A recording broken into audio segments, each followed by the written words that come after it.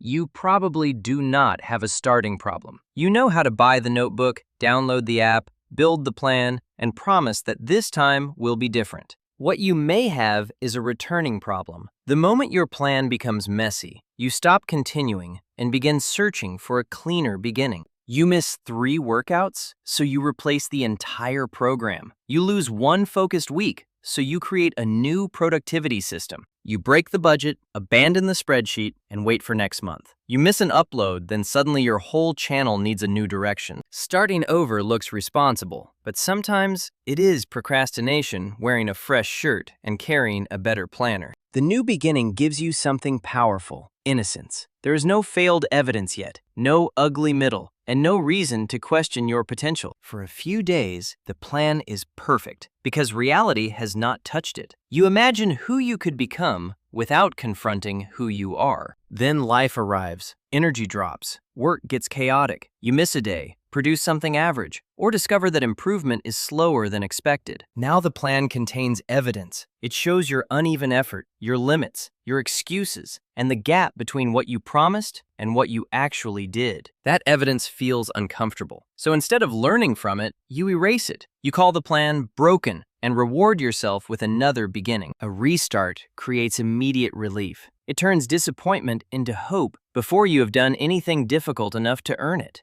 But relief is not progress. If you keep resetting the scoreboard, you can spend years feeling like a beginner while quietly avoiding the repetitions that create skill. Everyone falls off. The problem is turning a normal interruption into an identity crisis. You do not say, "I missed Tuesday." You say, "I am inconsistent." You do not say, "That draft failed." You say, "Maybe I chose the wrong path." One event becomes a verdict. Then the verdict becomes permission to quit, reorganize, research, and return later under a new name. This is all or nothing thinking disguised as high standards. If the process cannot stay clean, you would rather destroy it than continue imperfectly. But real consistency has never been clean. It includes bad weeks, awkward returns, low-energy sessions, distracted mornings, and work that does not match your taste yet. The people who make progress are not protected from interruption. They simply stop making every interruption mean something permanent about who they are. They know the difference between a broken system and a difficult Tuesday. They do not redesign the machine every time the machine makes an unpleasant sound. Think about learning an instrument. You would never expect every practice session to prove that you are talented. Some sessions only prove that you showed up. That evidence looks small, but it matters. The identity you want is not built by dramatic declarations. It is built by ordinary returns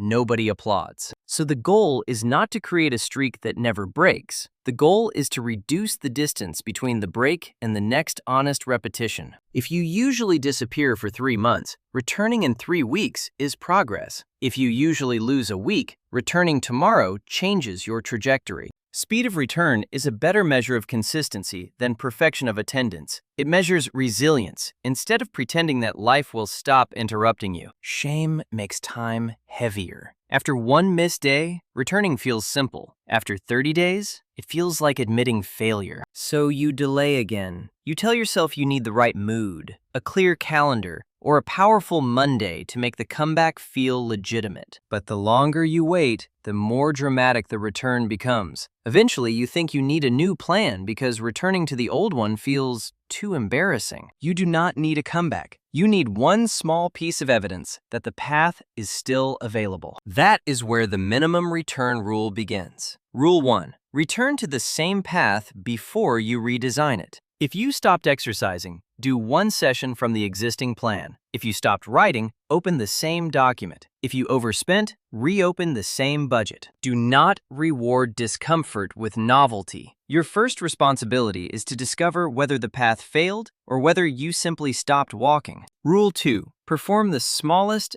honest version today. Not the smallest symbolic version that lets you pretend, but the smallest action that reconnects you to the real process. 10 focused minutes can be honest. 1 careful paragraph can be honest. A short walk can be honest. Reviewing 1 expense category can be honest. The action should require no motivational ceremony, but remain real enough to leave evidence. You are rebuilding contact, not proving capacity. Rule 3. Do not clean up the shame before returning. Leave the missed boxes, the unfinished draft, and the ugly numbers visible. Your imperfect record is not contamination. It is useful data. It shows where the plan met your actual life instead of your imagined life. When you erase that record, you erase the lesson. Then the next plan is built by the same person, under the same conditions, with less honest information. Rule 4. Return 3 times before making a major redesign. One difficult session tells you almost nothing. 3 returns begin to reveal a pattern. Maybe the routine is too long. Maybe the environment creates friction. Maybe the schedule is unrealistic. Or maybe the work is simply boring because mastery requires repetition. You need enough evidence to separate structural friction from emotional resistance. Otherwise, every uncomfortable feeling becomes a reason to rebuild the system. Rule 5. Change only what the evidence identifies. If mornings repeatedly fail, move the time. If the task is too large, reduce the scope. If your phone destroys focus, change the environment, but do not replace the goal, identity, schedule, tools, and strategy all at once. A targeted correction teaches you something. A total reset hides the cause inside a burst of enthusiasm. This is especially important when the work becomes boring. Beginners often believe boredom means the method has stopped working. Usually, boredom means the method is familiar enough to stop entertaining you. The novelty is gone, but the compound effect is finally becoming possible. You are no longer rewarded by discovery. Now you are being asked to repeat, refine, and stay when the work cannot constantly make you feel transformed. That phase is the entrance fee for becoming good at almost anything. Another trap is waiting to feel like your old motivated self. You remember the version of you who started with energy, certainty, and a beautiful plan. You think that person must return before the work can continue. But that person was powered by novelty. The person you need now is quieter. This version does not need a perfect mood. They can feel disappointed, embarrassed, or tired and still make one honest repetition. That is a stronger identity because it is based on behavior under pressure, not confidence before pressure arrives.